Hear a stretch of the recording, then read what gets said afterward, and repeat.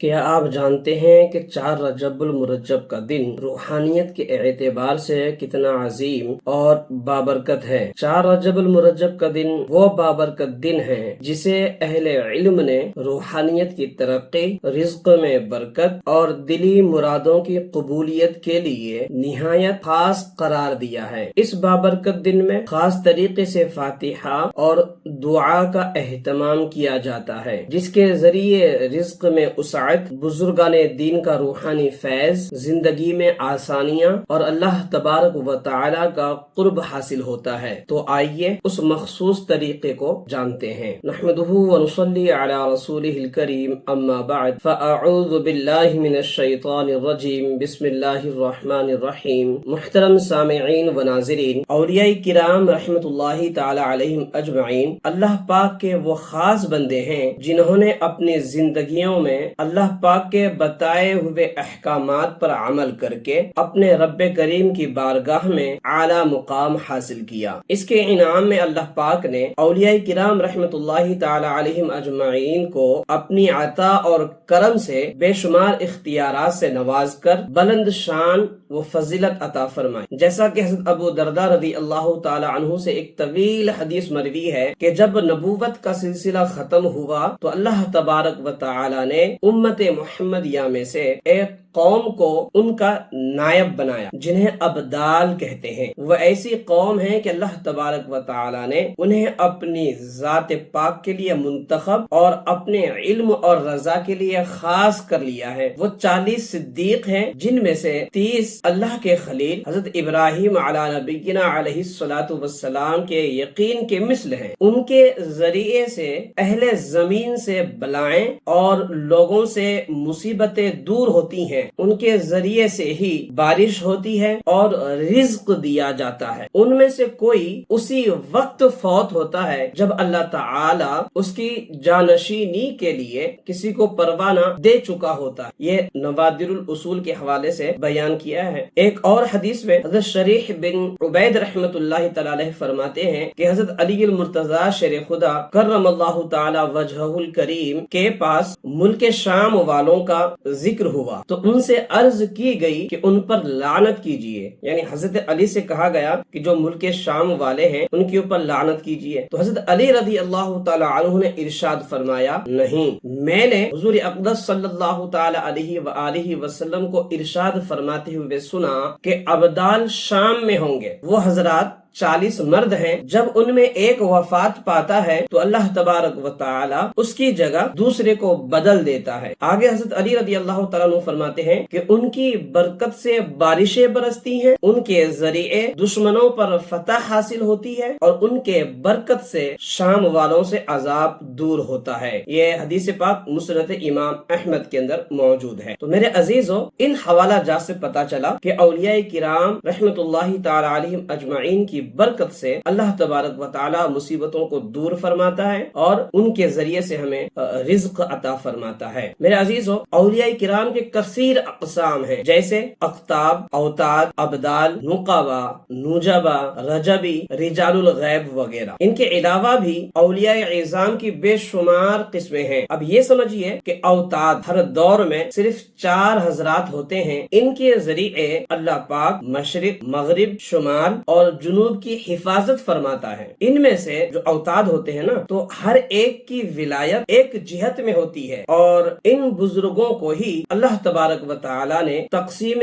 رزق پر معمور کیا ہے۔ رزق دینے والی ذات اللہ تبارک و تعالی کی ہے، مگر اللہ تبارک و تعالی نے رزق کی تقسیم پر جنہیں معمور کیا ہے وہ حضرات اوتاد ہیں۔ تو 4 رجب المرجب کو ان بزرگوں کے نام سے فاتحہ خوانی کا اہتمام کرنا چاہیے۔ اس کے برکت سے انشاءاللہ تعالی پورے سال رزق میں، روحانیت میں برکت ہوگی اور آفات و بلیات سے پورے سال حفاظت ہوگی۔ اب یہ جو حضرات اوتاد ہیں، 4 حضرات، ان چاروں بزرگوں کے جو صفاتی نام ہیں، جو مغرب کے سمت جن کے تحت ہے، ان کا نام ہے حضرت خواجہ عبد الکریم مغربی، اور جن کی ڈیوٹی مشرق کی سمت ہے ان کا نام ہے حضرت خواجہ عبد الرحیم مشرق، اور شمال کے طرف جن کی ڈیوٹی ہے ان کا نام ہے حضرت خواجہ خواجہ عبد الرشید شمالی، اور جنوب کی طرف جن کی ڈیوٹی ہے وہ ہے حضرت خواجہ عبد الجلیل جنوبی۔ یہ اسماء طیبہ جو ابھی ہم نے آپ حضرات کو بیان کیے ہیں یہ ان کے اصل نام نہیں بلکہ یہ نام ان کے عہدے کے ہے، ذمہ داری۔ جس طرح ہر غوث کا نام عبداللہ ہوتا ہے، ظاہری طور پر ان کا نام کچھ بھی ہو، دنیا والے کسی بھی نام سے جانے، مگر روحانیت کی دنیا میں، تکوینی امور کی دنیا میں ان کا نام عبداللہ ہو۔ اور غوث کے دونوں وزیروں کا باطنی نام ہے وہ عبد الملک اور عبد الرب ہوتے ہیں، جو اس عہدے پر یعنی اوتاد کے عہدے پر مقرر ہوگا۔ ظاہر میں ان کا نام کچھ بھی ہو، باطن میں ان کے یہی نام ہوتے ہیں، یعنی جو منصب اوتاد پر فائز ہوگا ان کے یہی نام ہوں گے جو ہم نے آپ حضرات کو ابھی بتائے ہیں۔ اب 4 رجب المرجب کی جو تاریخ ہے یہ سلاطین عربہ یعنی جو اوتاد ہیں ان کے وصال کی تاریخ ہے، اور ان کا یوم منصبی بھی ہے، یعنی دنیا بھر میں جتنے اوتاد ہوتے ہیں ان کا جب بھی وصال ہوتا ہے 4 رجب المرجب کے تاریخ کو ہی ہوتا ہے، اور ان کے وصال کے وقت کوئی دوسرا ان کی جگہ پر مقرر کر دیا جاتا۔ اب سلاطین عربہ سے برکت حاصل کرنے کے لیے جو فاتحہ کا طریقہ ہے وہ سمجھ لیجیے۔ دیسی گھی کی 4 روٹیاں بنائیں اور ہر روٹی کا ملیدہ الگ الگ 4 برتن میں بنائیں۔ ملیدہ یعنی روٹی تیار کر لیں گھی سے بنی ہوئی، جسے پراٹھا بھی کہتے ہیں۔ تو روٹیاں بنانے کے بعد ان روٹیوں کو چور لیں، توڑ لیں، اور اس میں ٹیسٹ کے حساب سے شکر ہے یا گڑ ہے وہ شامل کر کے اس کو ایک جان کر دیں۔ یہ ملیدہ تیار ہے۔ ایسے ہی 4 گلاس شربت تیار کر لیں، چاہے دودھ کے ذریعے کر لیں، چاہے آپ کسی بھی میٹھے مشروب کے ذریعے شربت تیار کر لیں، وہ آپ کی مرضی۔ اب جو خاص ہے وہ 4 گلاب کے پھول ہے۔ 4 گلاب کے پھول لازمی رکھیے گا کیونکہ اس کی بہت زیادہ اہمیت ہے، اور اگر ممکن ہو تو 4 عطر کی شیشیاں بھی رکھ لیں۔ یہ تمام چیزیں فاتحہ کے وقت رکھ کر چاروں بزرگوں کے جو اسما ہیں وہ 100 بار پڑھیں گے۔ پڑھنے کا طریقہ میں بتاتا ہوں کس طریقے سے پڑھیں گے، مگر نام پڑھنے سے پہلے آپ نے یہ جو تسبیح میں بیان کر رہا ہوں اسے ایک مرتبہ پہلے پڑھ لیں گے۔ اللہم انت قدیم ازلی تنزیل العلل ولم تزل ولا تزال ارحمنی برحمتک یا ارحم الراحمین۔ اللہم اغفر لأمت محمد صلی اللہ تعالی علیہ وآلہ وسلم۔ اللہم ارحم امت محمد صلی اللہ تعالی علیہ وآلہ وسلم۔ یہ آپ نے ایک مرتبہ پڑھ لیا۔ اب آپ چاروں بزرگوں کے نام 100 مرتبہ پڑھیں گے۔ سب سے پہلے آپ جو پڑھیں گے اغثنی یا خواجہ عبد الکریم مغربی، اغیثونی بحق غوثنا وغوثکم الشیخ عبد القادر جیلانی المدد فی ھذا امر اللہ۔ اس کے بعد آپ پڑھیں گے اغیثنی یا خواجہ عبد الرحیم مشرقی، اغیثونی بحق غوثنا وغوثکم الشیخ عبد القادر جیلانی المدد فی ھذا امر اللہ۔ پھر پڑھیں گے آپ اغیثنی یا خواجہ عبد الجلیل جنوبی، اغیثونی بحق غوثنا وغوثکم الشیخ عبد القادر جیلانی المدد فی ھذا امر اللہ۔ اور چوتھے جو بزرگ ہیں اغیثنی یا خواجہ عبد الرشید شمالی، اغیثونی بحق غوثنا وغوثکم الشیخ عبد القادر جیلانی المدد فی ھذا امر اللہ۔ چاروں بزرگوں کے اسماء پڑھنے کے بعد معمول کے مطابق جو فاتحہ دینے کا طریقہ رائج ہے اس طریقے سے آپ فاتحہ دے لیں، یعنی قرآن مجید کی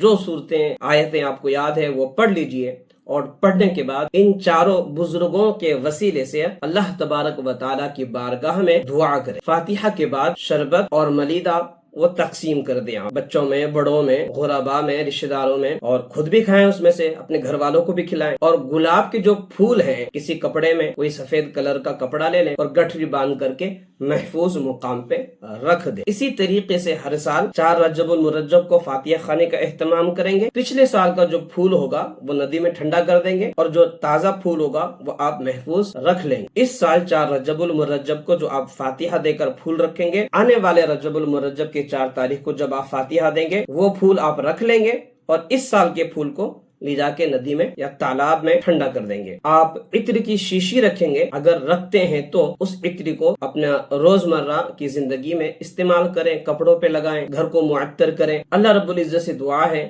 کہ رب العالمین ہمیں دنیا و آخرت میں بزرگان دین کے فیضان سے مالا مال فرمائے، آمین بجاہ النبی الامین صلی اللہ تعالی علیہ وآلہ وسلم۔